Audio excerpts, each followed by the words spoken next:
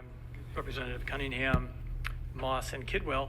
What's before you is an act that creates the Shannon Lee Adcock, Stephen Anthony Christos, and Samantha Davis Memorial Act to establish the second week in November, November being Epilepsy Awareness Month, the second week in November as SUDEP Awareness Week. SUDEP is sudden unexpected death in epilepsy, responsible for about 1,000 deaths a year, people with epilepsy. Not something we know a lot about, but something we're getting more awareness, and this SUDEP Awareness Week would help in that regard. And also, the second part of the bill would recommend awareness training for school personnel responsible for students with epilepsy or otherwise predisposed to seizures, and that's pretty much it. At this time, will we have any questions from the committee? It appears we have no questions. Representative Balcom? Make a motion at the appropriate time. Yes, ma'am. Okay. I make a motion that we move this to the bill to a favorable board with a referral to health. Yep.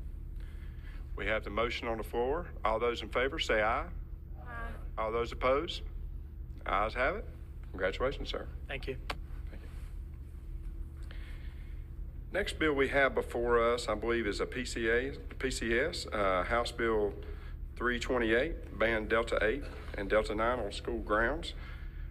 Without objection, Representative Willis moves that we adopt the PCS for discussion.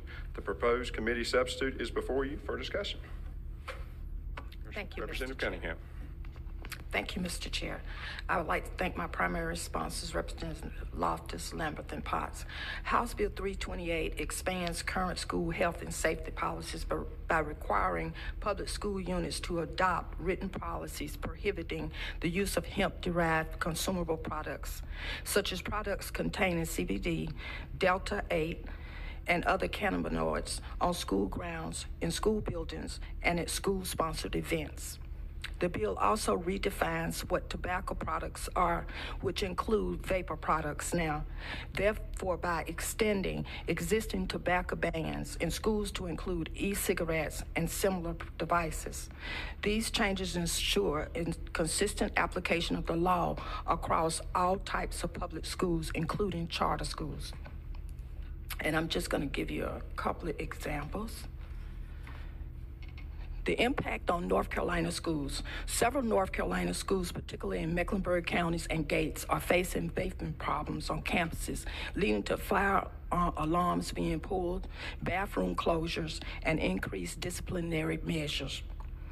In Mecklenburg County alone, we had over 750 incidents since the start of the new year. In Gates County, the Gates County Sheriff's Office has reported collecting 100 vapes from students from the start of 2024, with around 75 of them being found in the toilet. Currently, the FDA does not regulate Delta 8, and scientists don't understand fully what the impacts are on the still developing brain. Thank you, Representative Cunningham. And on a personal note, I am 100% for this. And I'll tell you, we had in our school district, I remember students passing out. Teachers did not know what was in the vapes or whatever, and that really a panic situation, and didn't know how to handle it. And it is out of hand. Kids constantly passing out, busting their head, bleeding, and different things. And I appreciate you bringing this before the committee. Do we have any questions at this time or comments? Representative Blackwell? Have a motion at the appropriate time. Okay. Sorry. You yield? Yes, sir. This is appropriate time. Thank you, sir. I move for a favorable report to the PCS, unfavorable to the original bill, with authority for staff to make technical changes at a re-referral to rules. We have the motion before us. All those in favor, say aye. Aye. All those opposed? It appears the ayes do have it. The ayes have it. Congratulations, Ms. Cunningham. Thank you so much. And it looks like you are up to bat next. We're looking at House Bill 329, tobacco and hemp, and on non-public school grounds. Representative Cunningham. Thank you, Mr. Chair. This bill simply extends the opportunity to other schools, such as religious institutions and non-public institutions, to go ahead and put in place as well something similar to banning the Delta 8, Delta 10, and the vaping on those campuses. That's all it does. Any questions? Representative Balkum. This just says private church schools. Does this mean private schools as well, even though it may not be a church school? Do we need? Yes. Okay.